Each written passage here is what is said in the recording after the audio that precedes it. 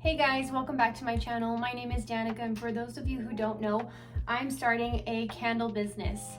In this video, I'm going to be reviewing my purchase from Candlescience. Now, because I made such a large purchase, I'm going to be making two parts to this video. It's just easier to upload two 10-minute videos versus one 30-minute video. So, just to get started, I'm gonna go ahead and show you these bottles that I purchased of liquid dye. These are 1 ounce bottles. So I got brown, black, red, and ivory. I figured these 4 colors to start would be good for black, maybe any masculine colors, seawood, or I mean those sea salt or anything like that. Brown for any baked goods. Ivory for that linen fresh smell. Red, maybe get some pink tones for any sweet fragrances that I'm going to be doing. And noticing that this is my first time and my first purchase from Candlescience, I am new to all of this. So please, if I said anything incorrectly, please comment down below. I'd really appreciate it. I am very new to smelling any fragrances or even having the right terminology. So with these liquid dyes, a little eye drop came with it. In one of the posts that I saw on a Facebook kind of candle group, he posted a picture of these eye drops and using them to test his fragrances, which I was 100% on board with. That makes so much sense. So at Walmart, they have a 2-pack of these for about $3. So keep that in mind when you're doing your testing. Probably your best bet, since you're dealing with these such small containers. You don't want to waste a lot of product, and you just want to get a good little trial from it.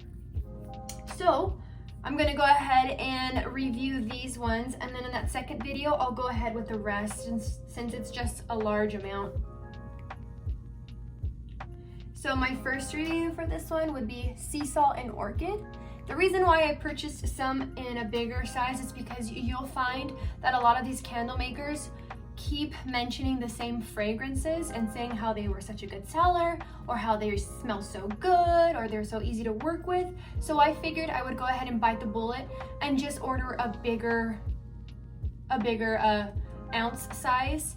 You will find that when purchasing from Candlescience or any other manufacturer, that they do charge a lot in shipping. So you want to make the most out of that shipment. If you're going to be spending about $40 to $60 anyways, it's in your best interest to go ahead and grab everything you're going to get for a good while.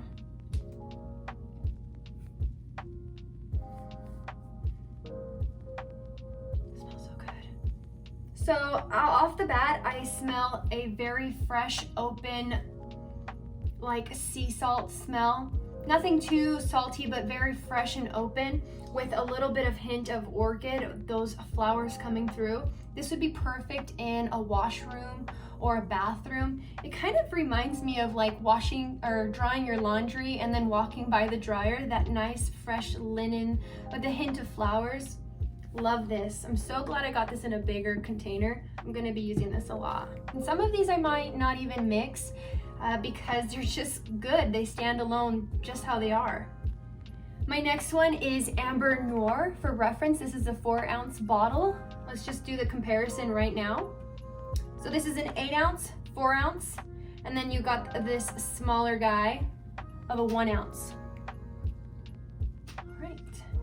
And take note that on Candlescience, there is an even bigger size of fragrance oil that you can purchase. It's about $90, some go to $80, $90, so it's quite a bit. Amber Noir.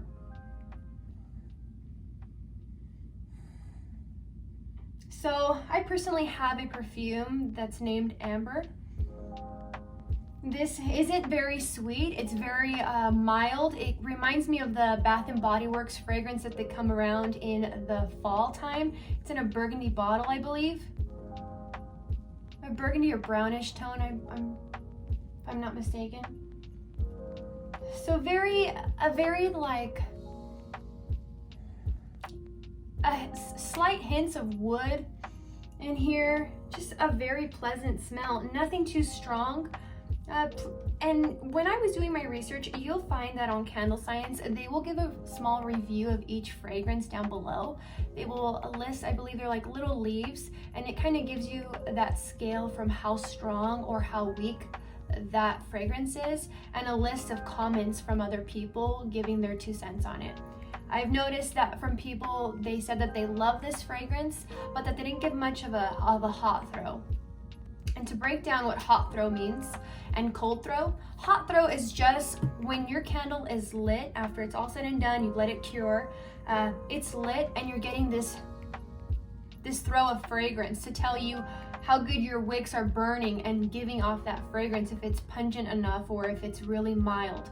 You'll see people say, what didn't have much of a hot throw, didn't have much of a cold throw. Cold throw is when your candle is cold and you've allowed it to cure that amount of time. Most people let their candles cure for 4 to 5 days. It is recommended for people to let them sit for a good 2 weeks so that those oils and that wax can then marry and, you know, bind together. But when a candle is cold and it doesn't have much of a cold throw, it's not too pleasing, because that's how you draw in that customer, with that initial smell of the candle. So I wouldn't be too concerned with the cold throw, but it is important. You want your customer to get a good smell of that fragrance before they go ahead and make their purchase. So I just didn't hear any good things about Amber having a good hot throw. I'm gonna have to be working with my wicks, and I'll get into that later, but I'm still excited for this one. Next one is Fallen Leaves.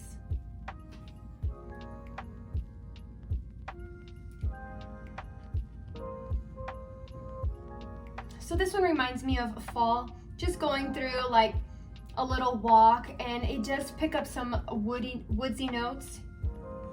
Nothing too sweet. It's as if I would see a pile of leaves and I just ruffled them up. It's very true to its name, Fallen Leaves. It's a very subtle, woodsy, leafy smell. I wish I could give you more of a description, but it's amazing how Candlescience nailed it with the name of this. It's perfect. Probably would love to mix in some lavender hints to it, maybe just a little bit of floral to see what it does. Let's go on. Pineapple Sage.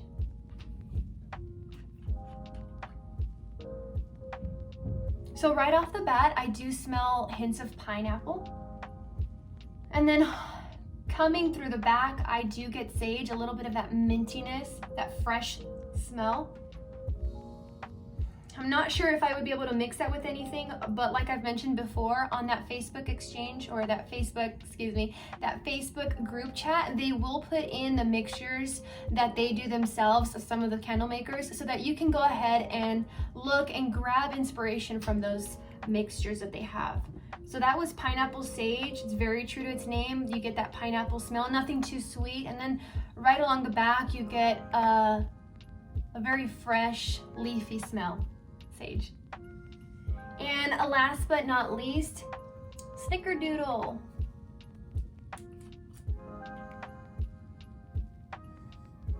So this just reminds me of a sugar cookie, 100% sugar cookie.